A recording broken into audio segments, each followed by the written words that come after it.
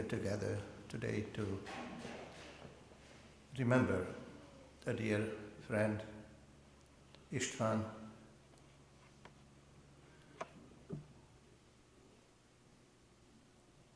His Creator called him back to the eternal home after an extended period of struggle,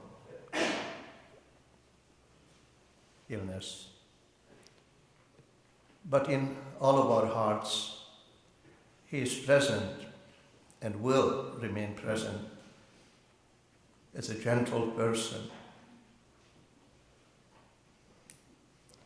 a faithful husband, and a very good father.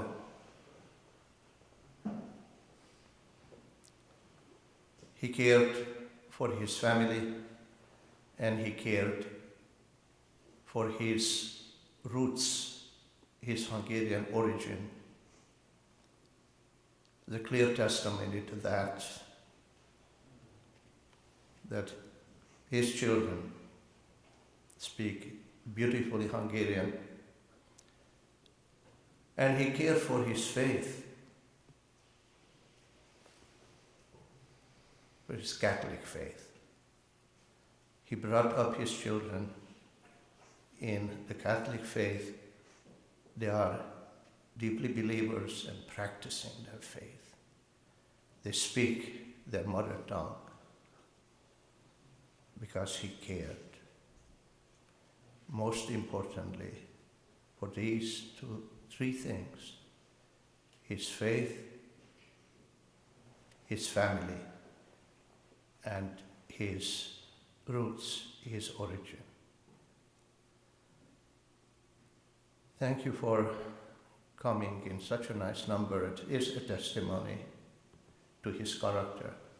It is a testimony to who he was and who he is and who will remain in our midst, in our hearts.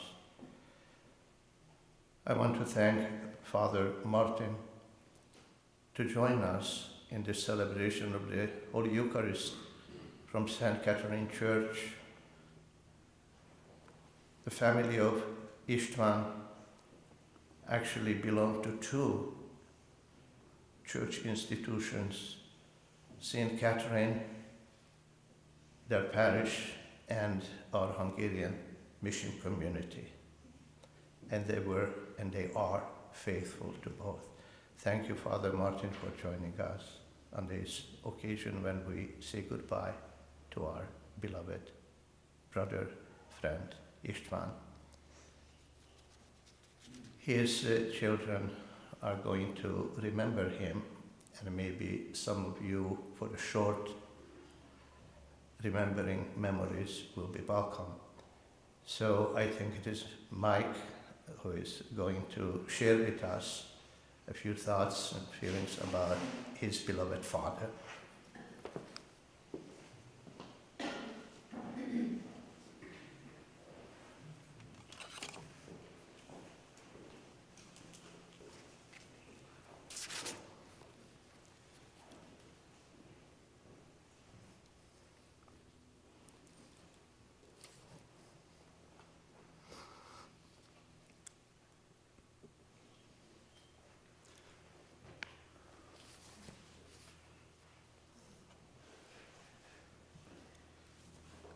My father, István Szabados, was a simple man. He worked hard throughout his life, took care of his family, and believed in God.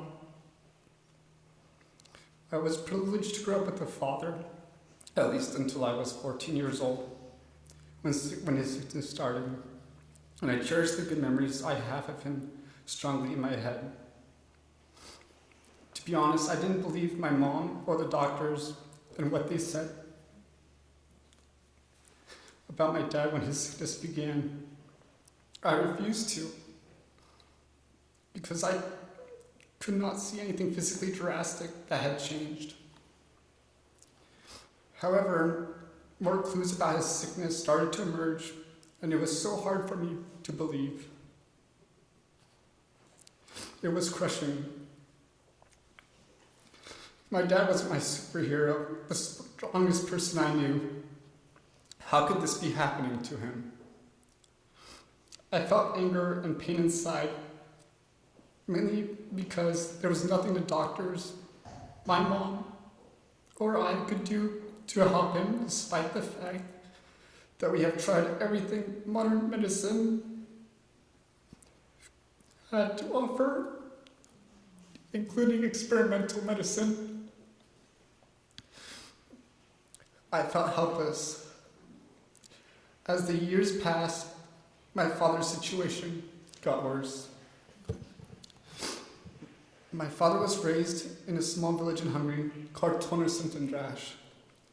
He would tell us many stories about his childhood, mainly how he brought the cows to graze and how in the wintertime he and his friends would go sledding down a very steep hill where the church was located. Under communist rule, my dad fled Hungary with his sister, Marika, and told everyone, including his mother, that they were going to Austria for a vacation.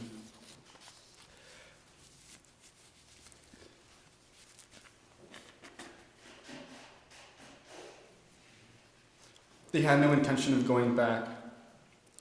During this time, my dad's dad, my grandfather, also passed away. He could not attend his funeral or go back to Hungary, because if he did, he would never have been able to make it to America. With a small suitcase and a little money, my dad arrived in New York, where he then flew to California and arrived in Mountain View.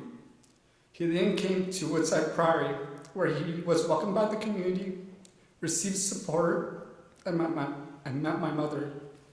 The rest is history. I have many good memories of my dad growing up. One memory of him was when I was in the 7th grade and 14 years old.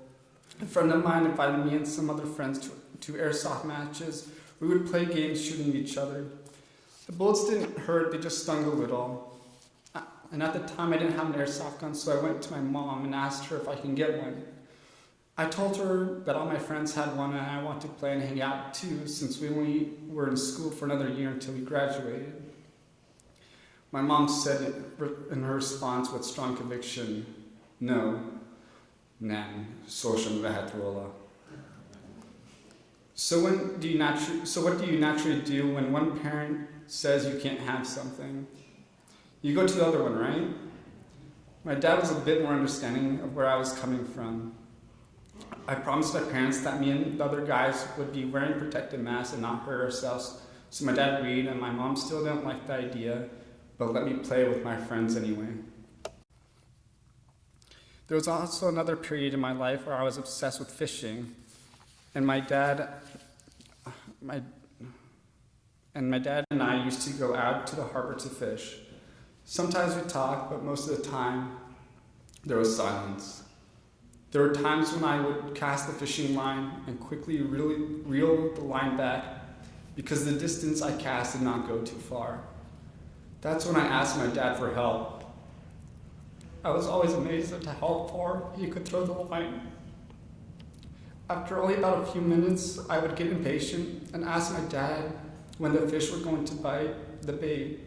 My dad was a little bit more patient and said, "You have to wait for them to come by." While there were times we caught something, most of the time we went home empty-handed. But he taught me how to be patient and to wait. My father made half of who I am today. The credit for the other half goes to my mom.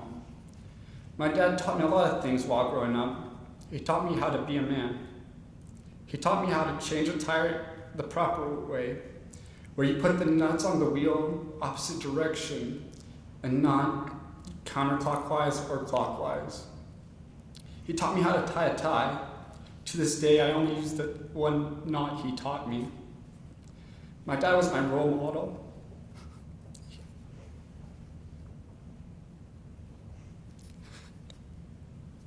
He was my go-to person if I needed help or advice. He was a gentleman, I picked up on that as well. Dad, I will always love you, and you will always be in my thoughts forever.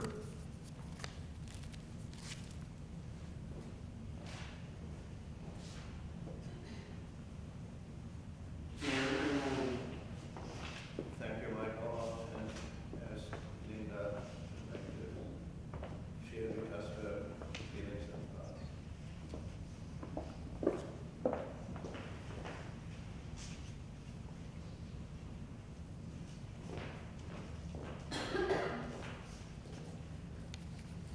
On behalf of my family, I would very much like to thank Father Morris and Father Martin for being here today. My father loved both of these communities immensely, the Hungarian Catholic Mission and St. Catherine's, so we're very honored that you conducted the Mass today for us. When you reflect back on the life of someone you love, it can be really difficult to describe them in a few words or even sentences. But with my father, I can easily say that his life was characterized by selfless and unconditional love. Everything he did and everything he taught me was rooted in a love that he consistently showed from my first memory of him to my very last. And what a beautiful thing to be able to do, to look back on someone's life and say, that person was a tremendous example of what unconditional love is. Isn't that what we're called to as Christians? If we look at the core teachings of Christ, it tells us to do only one thing, to love. Well, that is who my father was. And I can only hope to live a life like him, where one day someone will say that about me. In remembering and celebrating the incredible man he was, the most appropriate way I could think of expressing his life was in a letter of thanks and gratitude. Papa, when I was little, you taught me how to love. You and Mama were so in love, and you had left me with many memories of the ways you took care of her. You always treated her with incredible respect and kindness, and Mama still describes the first half of your marriage as a constant honeymoon. You worked so hard for our family out of love, to make sure we lived comfortably, and to give us everything you could. My memories as a child are filled with such happiness and comfort, something I realized much later that not all children have. Through your example, you taught Mike, Richard, and me to never forget who we are. You always shared your stories of the past with us, from the devastation of growing up in rural Hungary during communism, to your escape from Hungary and life as a refugee in Austria. You valued your Hungarian culture, your faith, and your adopted country, and made sure that these values were passed to us. We learned Hungarian, were deeply involved in our Hungarian and American Catholic communities, and we grew up in a country that promoted freedom. But I think the most important thing you taught us from your past was how important family is. Every time we visited Nagymama, Marika, or Magda in Hungary, the genuine love you had for your mother and sisters could not be more evident. This same love always reflected into our own family. In this same vein, you taught me to be kind and to serve others, particularly those who had less than we did. You and Mama instilled this value in us from when we were very little. I remember spending Thanksgivings and other holidays with the homeless families that our American parish, St. Catherine's, would provide shelter for in the school gym.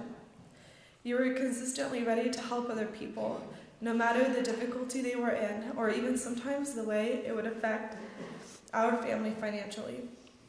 You and Mama always saw this as an opportunity to reflect God's love for others.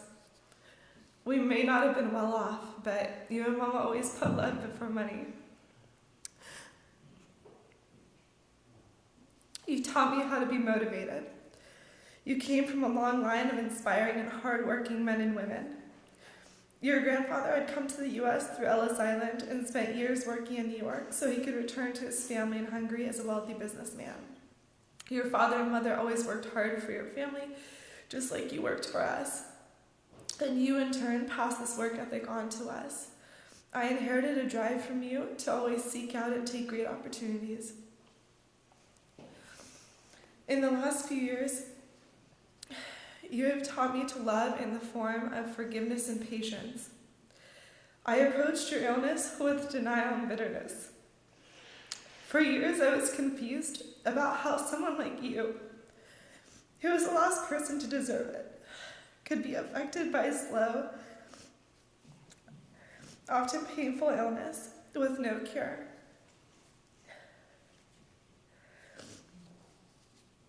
But you remained the humble and patient person you have always been. And in the many years that you were sick, you never once complained. You never once talked about how awful it was or how unfair.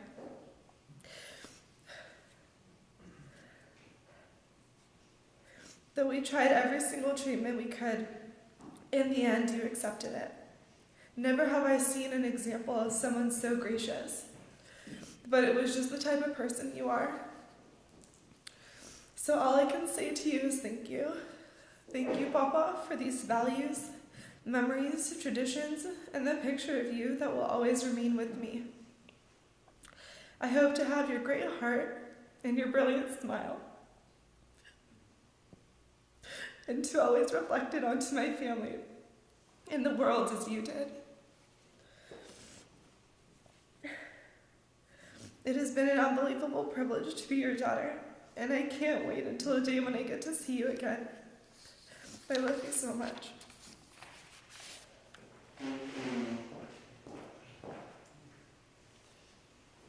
If any one of you would like to remember István, share a few thoughts in a short few sentences, you are welcome to do so. Of course, we will have ample chance and the reception to continue to exchange our feelings and memories.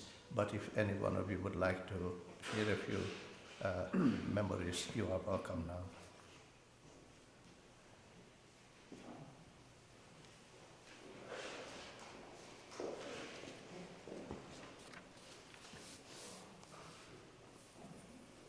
Kedves család, engedjétek meg, hogy felolvassam utolsó levelet édesapátokhoz, amit írtam. Drága István, a Magyar Katolikus Misszió nevében most még egyszer, utoljára szeretném megköszönni neked és drága családodnak azt a rengeteg munkát, amit a misszió céljainak elérése érdekében tettetek. Ti voltatok mindig a mintacsalád.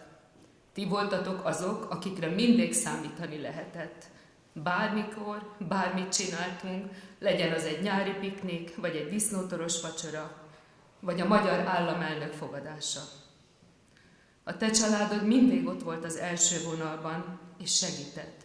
Mindenki tudta, hogy a misszió fő célja az arra rászorulók, az árvák, a betegek és az elesettek támogatása. Ez a cél vezérelt benneteket is a sok segítségnél. Tudtátok, hogy jót cselekedtek.